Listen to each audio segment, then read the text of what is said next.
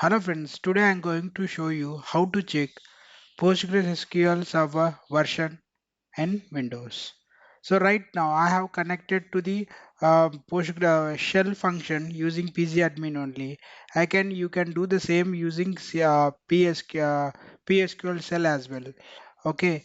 Now if you use here slash backward slash invalid question mark PSQL hyphen v capital version. See here you can see that I am using PostgreSQL 16.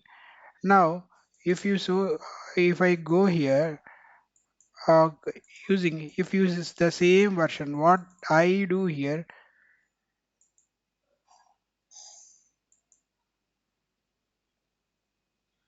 so here I'm able to see the same command which we can also use in Microsoft SQL Server.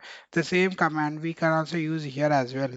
So here it is saying that I'm using 16.2 SQL Server version. If you want to know, we have one more DMV as well, just like DMVs. If I click here, see, I'm able to see 16.2.